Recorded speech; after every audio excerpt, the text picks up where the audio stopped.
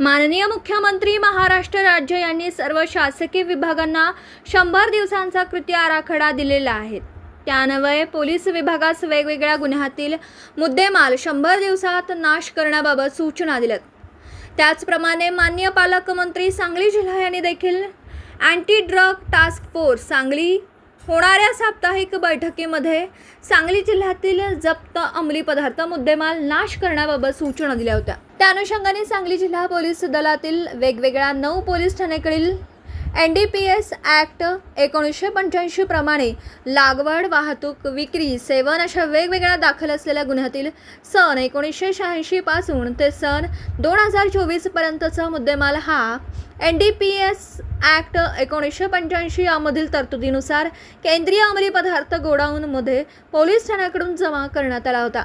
Sandeep Ghuge police अधीक्षक सांगली यांनी स्थानिक गुन्हे अन्वेषण शाखेस याबाबत पाठपुरावा करून सदरचा मुद्देमाल कायद्यातील योग्य त्या तरतुदीप्रमाणे नाश प्रक्रिया सुरू करण्याबाबत आदेशित केलं होतं। त्यानुसार स्थानिक गुन्हे अन्वेषण शाखेकडील पथकातील पोलीस हवालदार संकेत मगदूम, पोलीस शिपाई सोमनाथ पतंगे व वरील पोलीस ठाण्याकडील कारकूज यांनी पोलीस मुख्यालय सांगली येथील केंद्रीय अंमली पदार्थ गोडाऊनमध्ये जमा असलेल्या मुद्देमालाबाबत माननीय न्यायालयात पाठपुरावा करून वेगवेगळ्या 9 पोलीस ठाण्याकडील 17 गुन्ह्यातील मुद्देमाल नाश करण्याबाबतचे आदेश प्राप्त करून घेतले। माननीय पोलीस महासंचालक दहशतवाद विरोधी पथक महाराष्ट्र राज्य मुंबई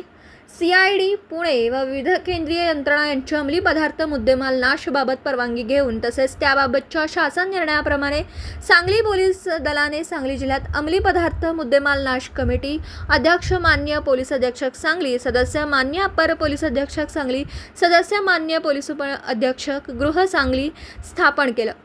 सदर कमिटीच्या परवानगीने केंद्रीय अंमली पदार्थ गोडाऊनमध्ये पोलीस ठाण्याकडून जमा करण्यात आलेला गांजा,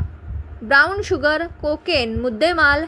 हा NDPS ॲक्ट 1985 मधील कलम 53A या कलमाप्रमाणे दिनांक 11 एप्रिल 2025 रोजी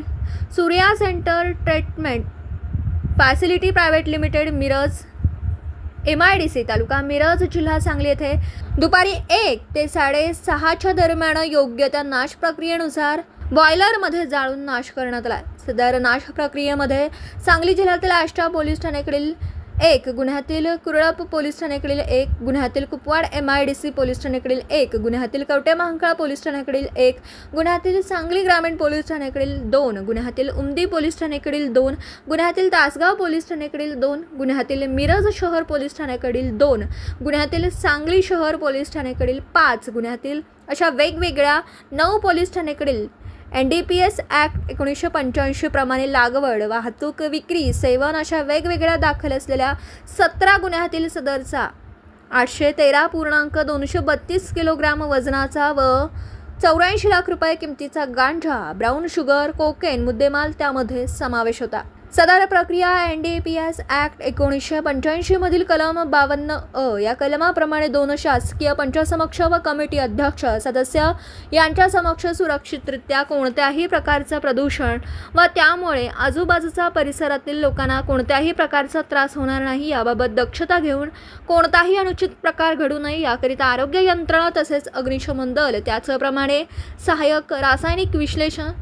कोल्हापूर वैध मापन शास्त्र विभाग महाराष्ट्र प्रदूषण नियंत्रण मंडळ यांच्या उपस्थित व योग्य त्या बंदोबस्तात पार पाडण्यात आला आहे। सदर पूर्ण प्रक्रियेत Surya centre treatment facility private limited Miraj MIDC तालुका मिरज जिल्हा सांगली यांच्याकडील अधिकारी कर्मचारी यांचं मोलाचं योगदान लाभल्याने माननीय पोलीस अधीक्षक सांगली संदीप घुगे यांनी डॉक्टर मेघना Kore, Surya centre treatment facility private limited Miraj MIDC यांचे आभार मानले।